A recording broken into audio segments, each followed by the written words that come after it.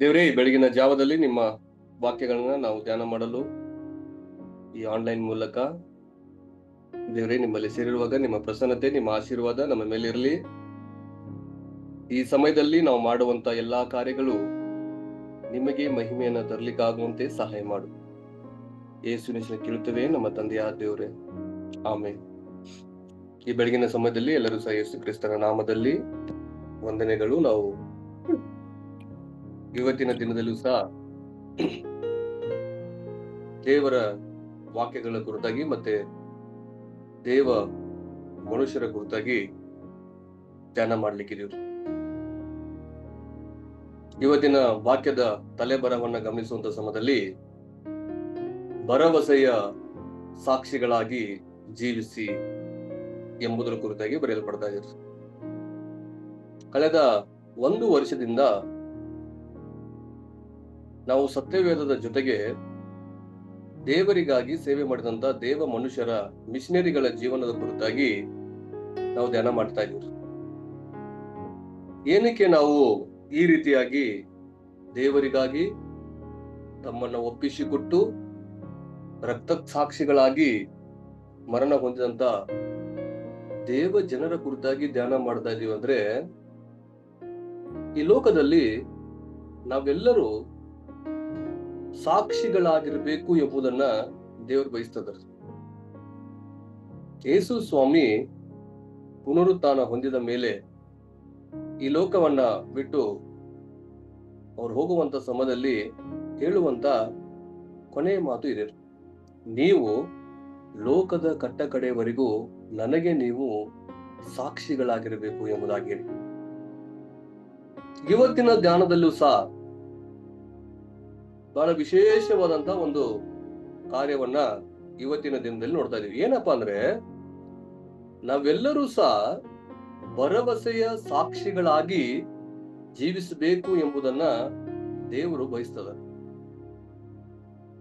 ಇವತ್ತಿನ ವೇದ ವಚನ ಭಾಗವನ್ನ ನಾವು ಗಮನಿಸುವಾಗ ರೋಮಾಪುರದ ಪುಸ್ತಕಕ್ಕೆ 8ನೇ ಅಧ್ಯಾಯ 18ರಿಂದ 25 ವಚನಗಳನ್ನ ನಾವು ಇವತ್ತು ಧ್ಯಾನ ಮಾಡ್ಲಿಕ್ಕಿದ್ದೀವಿ. ಅದು ಮಾತ್ರವಲ್ಲ, ಇವತ್ತು ಒಬ್ಬ ದೇವ ಮನುಷ್ಯರ ಕುರಿತಾಗಿ ಚಾರ್ಲಸ್ ಹ್ಯಾಡನ್ ಸರ್ಜನ್ ಅನ್ನುವಂತ ಮಿಷನರಿಯ ಕುರಿತಾಗಿ ನಾವು ಧ್ಯಾನ ಮಾಡ್ಲಿಕ್ಕಿದ್ದೀವಿ. ನಾವು ಇವತ್ತಿನ ವೇದ ಭಾಗವನ್ನ ಗಮನಿಸುವಂತ ಸಮಯದಲ್ಲಿ ಭರವಸೆಯ ಸಾಕ್ಷಿಗಳಾಗಿ ಜೀವಿಸಿ, ಇದರಲ್ಲಿ ಒಂದು 5 ಪ್ರಮುಖ ವಚನಗಳನ್ನ ನಾವು ಇವತ್ತು ಧ್ಯಾನ ಮಾಡ್ಲಿಕ್ಕಿದ್ದೀವಿ. ರೋಮಾಪುರದ ಪತ್ರಿಕೆ 8ನೇ ಅಧ್ಯಾಯ 18ನೇ ವಚನ ಏನ್ ಹೇಳ್ತದ? ಇಂದಿನ ಕಷ್ಟಗಳು ತಾತ್ಕಾಲಿಕವಾಗಿದೆ ಅನ್ನೋದ್ರ ಕುರಿತಾಗಿ ಹೇಳ್ತದ. ರೋಮಾಪುರದ ಬರೆದ ಪತ್ರಿಕೆ 8ನೇ ಅಧ್ಯಾಯ 19ನೇ ವಚನ ಸೃಷ್ಟಿಯು ಕಾತರದಿಂದ ನಿರೀಕ್ಷಿಸ್ತದ. ಈ ಸೃಷ್ಟಿ ಬಂದು ಒಂದು ಕಾರ್ಯವನ್ನ ನಿರೀಕ್ಷೆ ಇಡ್ತಾ ಇದೆ. 3ನೇದಾಗಿ ನೋವಿನ ಮಧ್ಯ ಹೊಸ ಜೀವನದ ನಿರೀಕ್ಷೆ ಯಾವ ರೀತಿಯಾಗಿರ್ತದೆ ಎಂಬುದನ್ನು ಹೇಳ್ತದ. 4ನೇದಾಗಿ ರೋಮಾಪುರದ ಪತ್ರಿಕೆ 8ನೇ ಅಧ್ಯಾಯ 23ನೇ ವಚನ ಆತ್ಮನ ಸಾಕ್ಷಿ ಮತ್ತು ಭರವಸೆಯ ಬೀಜದ ಕುರಿತಾಗಿ ನೋಡ್ತಾ ಇದ್ದೀವಿ. 5ನೇದಾಗಿ ದೃಶ್ಯದಲ್ಲಿದ್ದ ಭರವಸೆಯ ಜೀವ ಎಂಬುದಾಗಿ ಹೇಳಿ ಬರೆಯಲ್ಪಡ್ತಾ ಇದೆ. ಅದು ಮಾತ್ರವಲ್ಲ, ಇವತ್ತು ಒಬ್ಬ ದೇವ ಮನುಷ್ಯರ ಕುರಿತಾಗಿ ನಾವು ಧ್ಯಾನ ಮಾಡಲಿಕ್ಕೆ. ಸೊ ಮೊದಲೇ ನಾವು ಕಾರ್ಯಕ್ರಮ ಹೋಗೋಣ. ಮೊದಲ ಭಾಗದಲ್ಲಿ ನಾವು ಏನ್ ನೋಡ್ತಾ ಇದೀವಿ ಅಂದ್ರೆ, ರೋಮಾಪುರದ ಬರೆದ ಪತ್ರಿಕೆ 8ನೇ ಅಧ್ಯಾಯ 18ನೇ ವಚನ ಏನ್ ಹೇಳ್ತದ ಅಂದ್ರ, ಇಂದಿನ ಕಷ್ಟಗಳು ತಾತ್ಕಾಲಿಕವಾಗಿದೆ. ನಾವು ಮೊದಲೇ ನೋಡಿದ್ವಿ, ನಾವೆಲ್ಲ ಭರವಸೆಯ ಸಾಕ್ಷಿಗಳಾಗಿ ಜೀವಿಸಬೇಕು ಅಂತೇಳಿ. ಇಲ್ಲಿ ರೋಮಾಪುರದ ಪತ್ರಿಕೆ 8ನೇ ಅಧ್ಯಾಯ 18ನೇ ವಚನ ಹೇಳ್ತದ, ನಮಗೋಸ್ಕರ ಮುಂದಿನ ಕಾಲದಲ್ಲಿ ಪ್ರತ್ಯಕ್ಷವಾಗುವ ಮಹಿಮೆಯ ಪದವಿಯನ್ನ ಆಲೋಚಿಸಿ ಈಗಿನ ಕಾಲದ ಕಷ್ಟಗಳು ಅಲ್ಪವೇ ಸರಿ ಎಂದು ಎನಿಸುತ್ತೇನೆ ಅಂತೇಳಿ ಬರೆಯಲ್ಪಡ್ತಾ ಇದೆ. ನಮ್ಗಳ ಜೀವನದಲ್ಲಿ ದೇವರು ಒಂದು ಭರವಸೆಯನ್ನ ಇಟ್ಟಿದ್ದಾರೆ. ಏನಪ್ಪಾ ಅಂದ್ರೆ, ಇವತ್ತಿನ ಕಷ್ಟಗಳು ನಮ್ಗಳ ಜೀವನದಲ್ಲಿ ತಾತ್ಕಾಲಿಕವಾಗಿದೆ. ನಮ್ಮ ಜೀವನದಲ್ಲಿ ನಮ್ಮಲ್ಲಿರುವಂತ ಭರವಸೆಗಳನ್ನ ನಾವು ಕಳ್ಕೊಳ್ಬಾರ್ದು. ದೇವರು ನಮ್ಮೆಲ್ಲರನ್ನ ಸಾಕ್ಷಿಗಳಾಗಿ ದೇವರು ಬಂದು ಉಪಯೋಗ ಪಡಿಸ್ತಾ ಇದ್ದಾರೆ. ನಾವೆಲ್ಲ ದೇವರಿಗೆ ಸಾಕ್ಷಿಗಳು. ನಾವು ಸಾಕ್ಷಿಯಾಗಿರ್ಬೇಕಂತೇಳಿ ದೇವ್ರು ಬಯಸ್ತಾ ಇದ್ದಾರೆ. ಅದರ ಒಂದು ಭಾಗವಾಗಿ ಇವತ್ತು ಒಂದು ವೇಳೆ ಏನಾದ್ರೂ ಕಷ್ಟಗಳು ಬಂದ್ರೆ ಅವು ಶಾಶ್ವತ ಅಲ್ಲ. ಇವತ್ತಿನ ಕಷ್ಟಗಳು ತಾತ್ಕಾಲಿಕವಾಗಿ ಮಾತ್ರ ಇರ್ತದ, ಅವು ಸ್ವಲ್ಪ ಸಮಯ ಮಾತ್ರ ಇರ್ತದ. ಬರುವಂತ ಕಷ್ಟಗಳನ್ನ ಭರವಸೆಯ ಕಣ್ಣುಗಳಿಂದ ನೋಡ್ಬೇಕಾಗಿದೆ. ಈ ಕಷ್ಟವು ತೀರ್ತದ. ಬೈಬಲ್ ಅನೇಕ ವಚನಗಳು, ನಿಮ್ಮ ಕಷ್ಟದ ದಿನಗಳು ಕಳೆದು ಸಂತೋಷದ ದಿನಗಳು ನಿಮ್ಮ ಜೀವನದಲ್ಲಿ ಬರ್ತದವಂತೆ. ನಿಮ್ಮ ದುಃಖವು ಹೋಗಿ ನಿಮಗೆ ಸಂತೋಷವು ಬರ್ತದಂತ ಯೇಸು ಹೇಳ್ಕೊಡ್ತದ. ಈ ರೀತಿಯಾಗಿ ಅನೇಕ ಕಾರ್ಯಗಳು ನಮಗೆ ಈಗಿರುವಂತಹ ಕಷ್ಟಗಳನ್ನ ನೀಗಿಸಿ ನಮ್ಮನ್ನ ಹೊಸ ಒಂದು ಭರವಸೆಯಲ್ಲಿ ಸೇರಿಸುವಂತ ಅನೇಕ ಅವಕಾಶಗಳು ನಮ್ಗಳ ಜೀವನದಲ್ಲಿ ಖಂಡಿತವಾಗ್ಲೂ ಇದೆ. ಎರಡನೇ ಭಾಗದಲ್ಲಿ ನೋಡ್ತಾ ಇದೀವಿ, ಸೃಷ್ಟಿಯು ಕಾತರದಿಂದ ನಿರೀಕ್ಷಿಸುತ್ತದೆ ಎಂಬುದಾಗಿ. ಇದು ಯಾವ ಕುರಿತಾಗಿ ನಮ್ಮ ಜೀವಿತವನ್ನ ನೋಡ್ತಾ ಇದೆ ಅಂದ್ರೆ, ರೋಮಾಪುರದ ಪತ್ರಿಕೆ 8-19 ವಚನದಲ್ಲಿ ದೇವಪುತ್ರರ ಮಹಿಮೆಯು ಯಾವಾಗ ಪ್ರತ್ಯೇಕವಾದಿ ಎಂದು ಜಗತ್ತು ಬಹು ಲವಲವಿಕೆಯಿಂದ ಎದುರು ನೋಡ್ತಾ ಇರುವುದು ಅಂತ ಹೇಳ್ತಾ ಇದ್ದಾರೆ. ಈ ಲೋಕ ಬಂದು ಕಾಯ್ತಾ ಇದೆ. ಏನ್ ಕಾಯ್ತದ?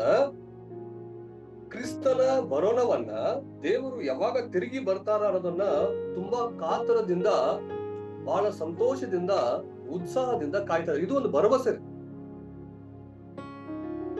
ಅದು ಕೇವಲ ಮನುಷ್ಯನ ಒಂದು ಕಾರ್ಯ ಅಲ್ಲ ರೀ, ಬರೀ ಮನುಷ್ಯನ ನಿರೀಕ್ಷೆ ಅಲ್ಲ ರೀ. ನಾವ್ ಅಂತ ಇದೀವಿ ಮನುಷ್ಯ ಮಾತ್ರ ದೇವರಿಗೆ ಕಾಯ್ತದ, ಇಲ್ಲ ರೀ. ಇಡೀ ಸಕಲ ಸೃಷ್ಟಿಯೇ ದೇವರಿಗಾಗಿ ಕಾಯ್ತಾ ಇದೆ. ದೇವರ ಬರೋಣವನ್ನ ಕಾಯ್ತಾ ಇದೆ. ಇಡೀ ಸೃಷ್ಟಿ ಮತ್ತೆ ಕ್ರಿಸ್ತನು ಯಾವಾಗ ಬರ್ತಾರಂತ ನಿರೀಕ್ಷೆಯಲ್ಲೇ ಇದೆ. ಅಂದ್ರೆ ಆ ಭರವಸೆಯನ್ನ ಇಡೀ ಸೃಷ್ಟಿಯ ಭರವಸೆನೇ ಇಟ್ಟಿದೆ. ನಮ್ಮಗಳ ಜೀವನದಲ್ಲೂ ಸಹ ಅಷ್ಟೇ. ಇಡೀ ಸಮಸ್ತ ಲೋಕವೇ, ಸಮಸ್ತ ಸೃಷ್ಟಿಯೇ ದೇವರಿಗಾಗಿ ಕಾಯುವಂತ ಸಮಯದಲ್ಲಿ ನಮ್ಮಲ್ಲಿರುವಂತ ಭರವಸೆಯನ್ನ ನಾವು ಕಳ್ಕೊಳ್ಬಾರ್ದು. ದೇವರ ಮೇಲೆ ಇರುವಂತ ನಿರೀಕ್ಷೆ ಯಾವತ್ತಿಗೂ ಕುಂದಿ ಹೋಗ್ಬಾರ್ದು. ಮೂರನೇ ಕಾರ್ಯದಲ್ಲಿ ನಾವು ನೋಡ್ತಾ ಇದೀವಿ, ಮೂರನೇ ಭಾಗದಲ್ಲಿ ನೋವಿನ ಮಧ್ಯ ಹೊಸ ಜೀವನದ ಒಂದು ನಿರೀಕ್ಷೆ ಅದ ಎಂಬುದಾಗಿ ಹೇಳ್ತಿದ್ರು. ರೋಮಾಪುರದ ಪತ್ರಿಕೆ 8-22 ವಚನ ಏನ್ ಹೇಳ್ತದ? ಜಗತ್ತೆಲ್ಲ ಇಂದಿನವರೆಗೂ ನರಳುತ್ತಾ ಪ್ರಸವ ವೇದನೆ ಪಡುತ್ತಾ ಇರುತ್ತದೆ ಎಂದು ನಾವು ಬಲ್ಲೆವು ಎಂಬುದಾಗಿ ಹೇಳಿ ಬರೆಯಲ್ಪಡ್ತಾ ಇದೆ. ಈ ವಚನದ ಗಂಭೀರತೆಯನ್ನು ಸ್ವಲ್ಪ ನಾವು ಗಮನಿಸುವಂತ ಸಮಯದಲ್ಲಿ, ಪ್ರಸವ ವೇದನೆ ಅಂದ್ರೆ ಒಬ್ಬ ತಾಯಿ ತನ್ನ ಮಗುವಿಗೆ ಜನ್ಮ ಕೊಡುವಂತ ಸಮಯದಲ್ಲಿ ಅನೇಕ ವೇದನೆ ಪಡ್ತಾ ಇದ್ದಾಳೆ, ತುಂಬಾ ಕಷ್ಟ ಪಡ್ತಾ ಇದ್ದಾಳೆ, ತುಂಬಾ ನೋವು ಪಡ್ತಾ ಇದ್ದಾಳೆ. ಆದ್ರೆ ಆ ಮಗು ಹುಟ್ಟಿದ ಮೇಲೆ ಆ ತಾಯಿಯ ಮುಖದಲ್ಲಿ ಒಂದು ಸಂತೋಷ ಕಾಣ್ತಾ ಇದೆ. ನೋವು ಪಡ್ತಾ ಇದಾರ, ಕಷ್ಟ ಪಡ್ತಾ ಇದಾರ. ಆ ನೋವಿನ ನಂತರದಲ್ಲಿಯೂ ಸಹ, ಆ ನೋವು ಆದ ನಂತರದಲ್ಲಿ ಆ ಸಂತೋಷ ತಾಯಿ ಮುಖದಲ್ಲಿ ಕಾಣ್ತಾ ಇದೆ. ಅದೇ ಭರವಸೆ, ಅದೇ ನಿರೀಕ್ಷೆ. ಬರೀ ನೋವೇ ಶಾಶ್ವತವಾಗಿರ್ತದೆ ಅಲ್ಲ. ಒಬ್ಬ ತಾಯಿಗೆ ಮಗುನ ಹೆರುವಾಗ ಮಾತ್ರ ನೋವು ಇರ್ತಾ ಇದೆ. ಆ ಪ್ರಸವ ವೇದನೆ ಮುಗಿದ ಮೇಲೆ, ಆ ಮಗು ಹುಟ್ಟಿದ ಮೇಲೆ ಆ ತಾಯಿ ಮುಖದಲ್ಲಿ ಒಂದು ಹೊಸ ಸಂತೋಷ ಕಾಣೋದನ್ನು ನೋಡ್ತಾ ಇದೆ. ಅದೇ ರೀತಿಯಾಗಿ ನಮಗಿರುವಂತ ಕಷ್ಟಗಳು, ನಮಗಿರುವಂತ ನೋವುಗಳು, ನಮಗಿರುವಂತ ವೇದನೆಗಳು ಸ್ವಲ್ಪ ಸಮಯ ಮಾತ್ರ. ಅದು ಶಾಶ್ವತವಾದ ಚಿಹ್ನೆ ಅಲ್ಲ. ನೋವು ನಮ್ಮನ್ನು ನಾಶ ಪಡಿಸೋದಿಲ್ಲ. ಅದು ಹೊಸ ಜೀವನಕ್ಕೆ ದಾರಿಯಾಗುವಂತ ಒಂದು ಸಂಕೇತವಾಗಿದೆ. ಇವತ್ತು ಅನುಭವಿಸುವಂತ ನೋವುಗಳು ಒಂದು ವೇಳೆ ಸೇವೆ ಮಾಡುವಂತ ಸಮಯದಲ್ಲಿ, ದೇವರನ್ನ ನಂಬಿರುವಂತ ಸಮಯದಲ್ಲಿ, ಕ್ರಿಸ್ತನನ್ನ ಅನುಸರಿಸಿ ನಡೆಯುವಂತ ಸಮಯದಲ್ಲಿ ಇವತ್ತು ವೇದನೆ ಪಡ್ತಾ ಇರ್ಬೋದು. ಇವತ್ತು ಅನೇಕ ವೇದನೆಗಳು, ನೋವುಗಳು ನಮಗ ಜೀವನದಲ್ಲಿ ಇರ್ತಾ ಇರ್ಬೋದು. ಆದ್ರೆ ಮುಂದೆ ಒಂದಿನ ಆ ನೋವನ್ನೆಲ್ಲ ನೀಗಿಸಿ ದೇವರು ಹೊಸ ಸಂತೋಷವನ್ನ, ಸಮಾಧಾನವನ್ನ ದೇವರು ನಮ್ಮ ಜೀವನದಲ್ಲಿ ಕೊಡ್ತದ.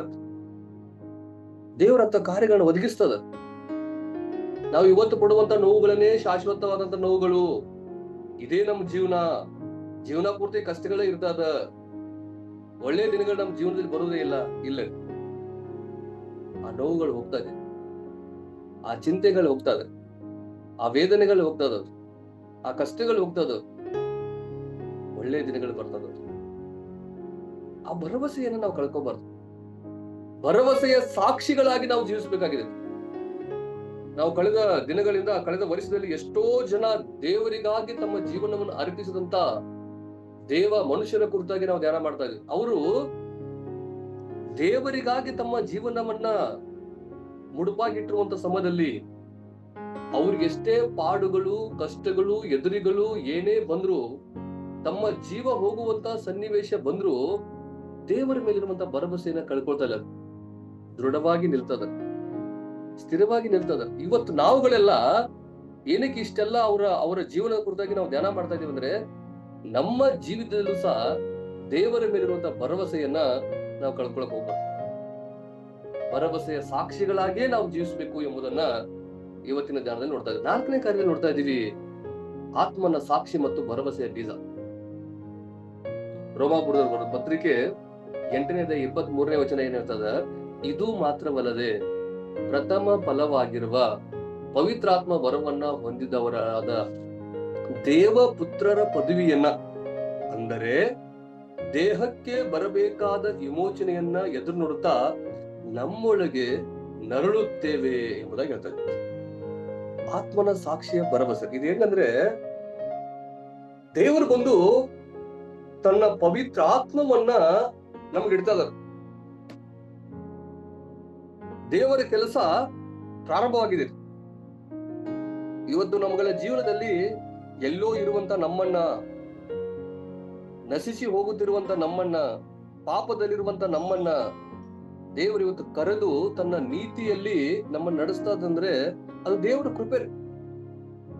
ಎಲ್ಲೋ ಒಂದು ಕಡೆ ನಮ್ಮಗಳ ಜೀವನದಲ್ಲಿ ದೇವರ ಕೆಲಸ ಬಂದು ಪ್ರಾರಂಭವಾಗಿದೆ. ದೇವರವ್ರ ಕೆಲಸ ಮಾಡ್ತಾ ಇದ್ದಾರೆ. ಅದು ಇವತ್ತು ನಮ್ಮಲ್ಲಿ, ನಮ್ಮ ಜೀವನದಲ್ಲಿ ಅಲ್ಪವಾಗಿದ್ರೂ ಸರಿ,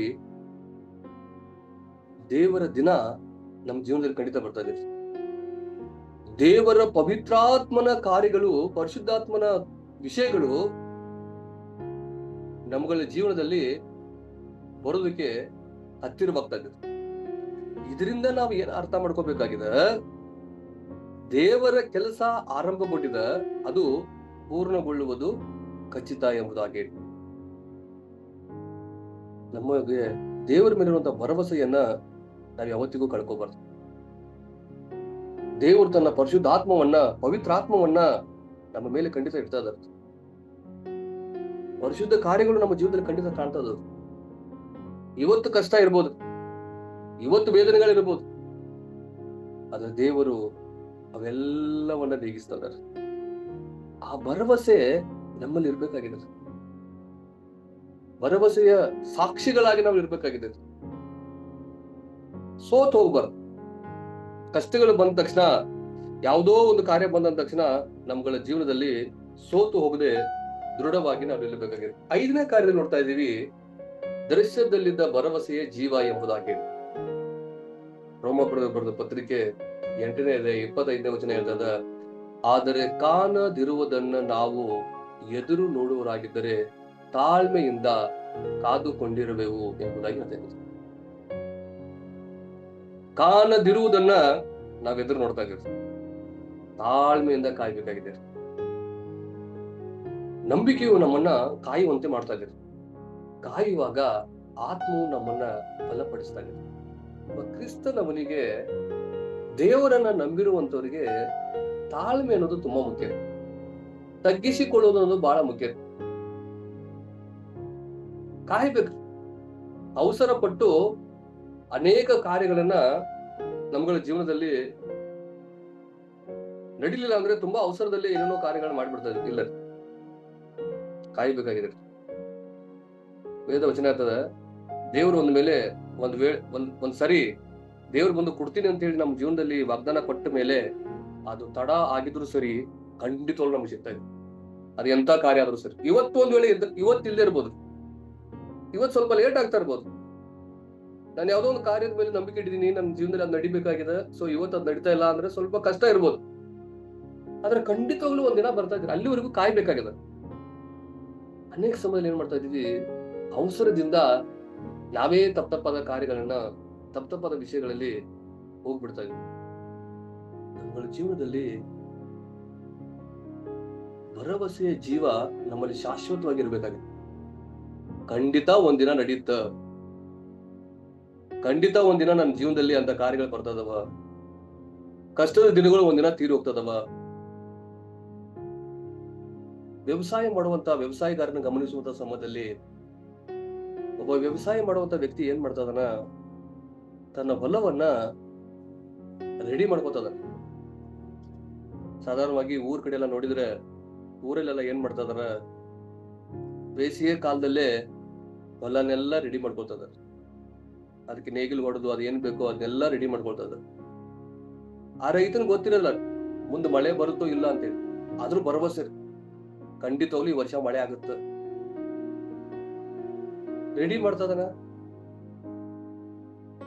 ಹೊಲದಲ್ಲಿ ಬೀಜ ಬಿತ್ತದನ, ಮಳೆಗಾಯ ಕಾಯ್ತದನ, ಭರವಸೆ ಖಂಡಿತ ಮಳೆ ಬರುತ್ತ, ನಾನು ಹಾಕಿರೋ ಬೀಜ ಬೆಳೆಯುತ್ತ, ನನಗ್ ಫಲ ಸಿಗುತ್ತಂತೆ. ಎಲ್ಲಿವರೆಗೂ ಕಾಯ್ತದನ, ಭರವಸೆ ಎಲ್ಲಿವರೆಗೂ ಇರ್ತದನ, ಕೊನೆ ಹಂತದವರೆಗೂ ತಾನು ಹೊಲನ ರೆಡಿ ಮಾಡಿ ಬೀಜ ಬಿತ್ತಿ ಆ ಮಳೆಗಾಗಿ ಕಾಯ್ದು, ಆ ಮಳೆ ಬಂದು ಅದು ಬೆಳೆದು ಅದನ್ನ ರೆಡಿ ಮಾಡಿ ಮನೆಗೆ ತರುವವರೆಗೂ ಆತನ ಭರವಸೆ ಹಾಗೆ ಇರ್ತದೆ. ಮಧ್ಯ ಮಧ್ಯ ಮಳೆ ಕೈ ಕೊಡುತ್ತ, ಬೆಳೆ ಜೊತೆಗೆ ಕಳೆ ಬೆಳಿತದ, ತುಂಬಾ ಕಷ್ಟಗಳು ಬರ್ತಾ ಇದೆ, ಸುಮ್ಮನೆ ಫಲ ಸಿಗುದಿಲ್ಲ. ಅದೆಲ್ಲಾ ಪ್ರಯಾಸ ಪಟ್ಟ ಆದ್ಮೇಲೆ ಆ ಫಲ ಸಿಕ್ಕ ಮೇಲೆ ಆ ರೈತನಲ್ಲಿ ಒಂದು ಸಂತೋಷ ಕಾಣ್ತಾ ಇದ್ದಾರೆ. ನಮ್ಮಗಳ ಜೀವನದಲ್ಲೂ ಅಷ್ಟೇ, ದೇವರು ಬಂದು ಅವ್ರ ಕೆಲಸನ ಸ್ಟಾರ್ಟ್ ಮಾಡಿದಾರೆ. ನಮ್ಮಗಳ ಜೀವನದಲ್ಲಿ ಖಂಡಿತವಾಗ್ಲೂ ಆ ದಿನ ಒಳ್ಳೆ ಕಾರ್ಯಗಳು ಖಂಡಿತ ಬರ್ತಾ ಇದೆ. ಅಲ್ಲಿವರೆಗೂ ಏನ್ ಮಾಡ್ಬೇಕಾಗಿದೆ, ಭರವಸೆಯ ಸಾಕ್ಷಿಗಳಾಗಿ ನಾವುಗಳು ಜೀವಿಸಬೇಕಾಗಿದೆ. ಇವತ್ತು ಒಬ್ಬ ದೇವ ಮನುಷ್ಯರ ಕುರಿತಾಗಿ ನೋಡ್ತಾ ಇದ್ದೀವಿ. ಸುವಾರ್ತಿಕರ ಆ ಜೀವನ ಚರಿತ್ರೆಯನ್ನು ಗಮನಿಸುವಂತ ಸಮಯದಲ್ಲಿ ಚಾರ್ಲೆಸ್ ಹ್ಯಾಡನ್ ಸರ್ಜನ್ ಎಂಬುದಾಗಿ 1834ರಿಂದ 1897 ತನಕ ಇವ್ರು ಜೀವನ ನಡೆಸ್ತಾರೆ. ಇವ್ರು ಹುಟ್ಟಿರುವಂತದ್ದು ಜೂನ್ 19, 1834. ಜನವರಿ 31, 1897ರಲ್ಲಿ ಇವರು ಮರಣ ಹೊಂದಿದ್ದಾರೆ. ಇವರ ಕುರಿತಾಗಿ ಇತಿಹಾಸದಲ್ಲಿ ಗಮನಿಸುವಂತ ಸಮಯದಲ್ಲಿ ಅವರಿಗೆ ಒಂದು ಬಿರುದು ನೀಡಲ್ಪಡ್ತಾ ಇದೆ. ಏನಪ್ಪಾ ಅಂದ್ರೆ ಪ್ರಚಾರಕರ ರಾಜಕುಮಾರ ಎಂಬುದಾಗಿ. ಈ ಬಿರುದನ್ನ ಇಟ್ಟುಕೊಂಡೇ ಇವರ ಜೀವನ ಏನು ಎಂಬುದನ್ನು ನಾವು ತಿಳ್ಕೊಬೇಕು. ಪ್ರಚಾರಕರ ರಾಜಕುಮಾರ ಎಂಬುದಾಗಿ ಅಂದ್ರೆ ಇವ್ರು ಬಂದು ಪ್ರತಿ ವಾರ ಇವ್ರು ಯಾವಾಗಲೂ ದೇವ ಸೇವೆಯನ್ನ ಮಾಡೋದ್ರಲ್ಲಿ, ದೇವರ ಸುವಾರ್ತೆಯನ್ನ ಸಾರೋದ್ರಲ್ಲಿ ಇವ್ರು ಮೊದಲನೇ ವ್ಯಕ್ತಿ ಆಗಿದ್ರು ಅಂತ. ಅಂದ್ರೆ ಬಹಳ ವಿಭಿನ್ನವಾದ ರೀತಿಯಲ್ಲಿ ದೇವರ ವಾಕ್ಯಗಳನ್ನ ಇವ್ರು ಬಂದು ಸಾರ್ತಾ ಇದ್ದಾರೆ.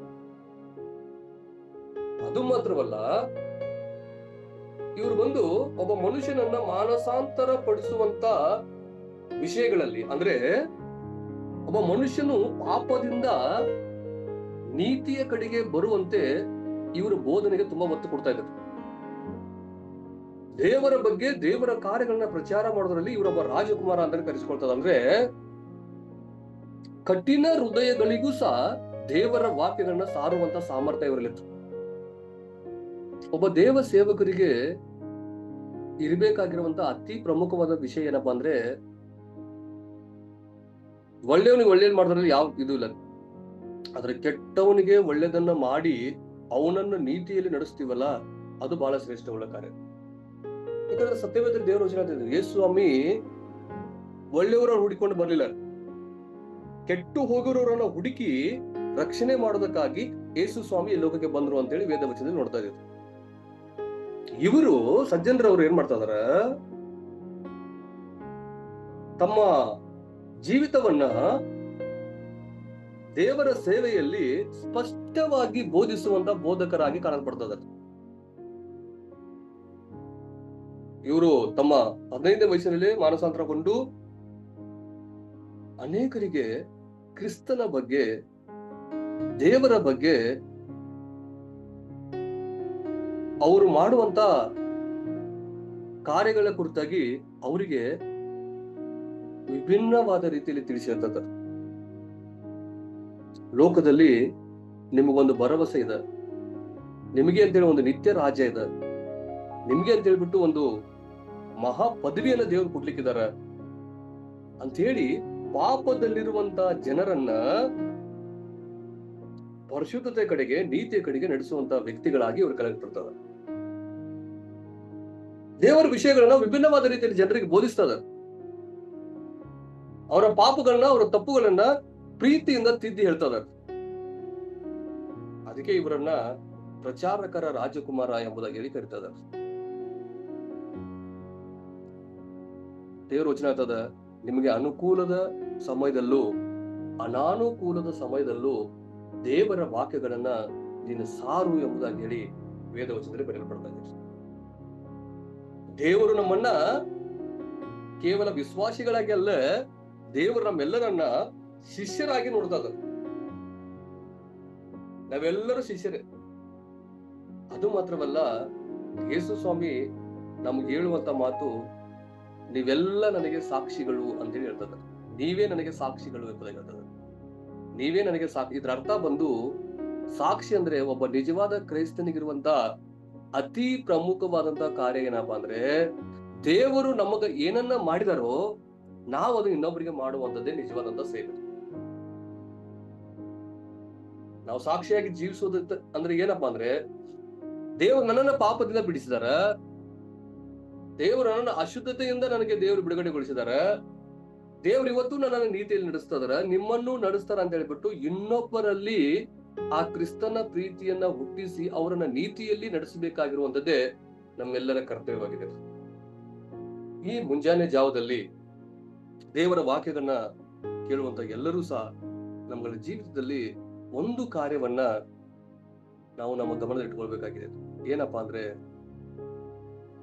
ದೇವರು ನಮ್ಮನ್ನ ಭರವಸೆಯ ಸಾಕ್ಷಿಗಳಾಗಿ ಲೋಕದಲ್ಲಿಟ್ಟಿದ್ದಾರೆ. ಇದನ್ನು ಒಂದೇ ಮಾತಿನಲ್ಲಿ ಹೇಳ್ಬೇಕಂದ್ರೆ, ಇಷ್ಟು ದಿನ ನಾವೇನ್ ಬೇರೆಯವರ ಜೀವನ ಕುರಿತಾಗಿ ಧ್ಯಾನ ಮಾಡಿದೀವೋ, ಮುಂದೆ ಒಂದಿನ ನಿಮ್ಮ ಜೀವನಗಳ ಕುರಿತಾಗಿ ಧ್ಯಾನ ಮಾಡ್ಬೇಕು. ಅದೇ ಭರವಸೆಯ ಸಾಕ್ಷಿಗಳಂದ್ರೆ, ನೀವು ಒಂದಿನ ಈ ರೀತಿಯಾಗಿ ಇನ್ನೊಬ್ರು ನಿಮ್ಮ ಬಗ್ಗೆ ಇವರು ಇದ್ರಾಗ ಸೇವೆ ಮಾಡಿದ್ರು ಅನ್ನುವಂತ ಕಾರ್ಯಗಳು ನಮ್ಮ ಜೀವನದಲ್ಲಿ ಬರ್ಬೇಕಾಗಿದೆ. ಅದನ್ನೇ ದೇವ್ರು ಬಯಸ್ತಾ ಇದ್ದಾರೆ. ಆ ರೀತಿಯಾಗಿ ನಾವೆಲ್ಲ ಇರ್ಬೇಕು ಎಂಬುದಾಗಿ ದೇವ್ರು ಬಯಸ್ತಾ ಇದ್ದಾರೆ. ಒಂದ್ ವೇಳೆ ಅನ್ಕೋಬಹುದು, ನಾವೆಲ್ಲ ಯಾವ ಲೆಕ್ಕ ಎಲ್ಲಿ ಬರ್ತಾ ಇದೀವಿ? ಇಲ್ಲ, ದೇವ್ರು ಬಂದು ಇವತ್ತಿಗೂ ಅಂತ ಸಾಕ್ಷಿಗಳನ್ನ ನಮ್ಮ ಕಣ್ಣು ಮುಂದೆ ಇಡ್ತಾ ಇದ್ದಾರೆ. ಖಂಡಿತ ಒಂದಿನ ಬರ್ತಾ ಇದೆ. ಆ ಭರವಸೆ ನಾವು ಕಳ್ಕೊಬಾರ್ದು. ಅನೇಕ ಸಮಯದಲ್ಲಿ ಮನುಷ್ಯ ಏನಪ್ಪಾ ಅಂದ್ರೆ, ನನ್ನಿಂದ ಏನಾಗುತ್ತ, ನಾನು ಏನ್ ಮಾಡ್ತಾ ಇದ್ದೀನಿ, ಇದೆಲ್ಲ ಆಗತ್ತಾ? ಇಲ್ಲ, ದೇವ್ರು ಬಂದು ಒಂದೇ ದಿನದಲ್ಲಿ ದೇವ್ರು ಬಂದು ಬೇರೆ ಬೇರೆ ಕಾರ್ಯಗಳಿಗೆ ಉಪಯೋಗಿಸ್ಬೋದು. ದೇವ್ರ ಸಮಯ ಅಂತ ಬರ್ತಾ ಇದ್ದಾರೆ. ದೇವ್ರ ಟೈಮ್ ಬರೋಗಳು ಕಾಯ್ಬೇಕಾಗಿದೆ. ಆ ಭರವಸೆಯನ್ನು ನಾವು ಕಳ್ಕೊಬಾರ್ದು. ಒಬ್ಬ ಮನುಷ್ಯ ಯಾವಾಗ ಸೋತ್ ಹೋಗ್ತಾರಂದ್ರೆ, ನನ್ನಿಂದ ಏನಾಗುತ್ತ, ನಾವೆಲ್ಲ ಏನ್ ಮಾಡಕ್ ಸಾಧ್ಯ, ಇದೆಲ್ಲ ನಮ್ಮಿಂದ ಆಗುತ್ತಾ? ಇಲ್ಲ, ನಮ್ಮಿಂದ ಖಂಡಿತ ಆಗೋದಿಲ್ಲ. ದೇವ್ರು ನಮ್ಮೊಳಗಿದ್ರ ಖಂಡಿತ ಆಗುತ್ತೆ. ನಮ್ಮಿಂದ ಏನೂ ಆಗೋದಿಲ್ಲ.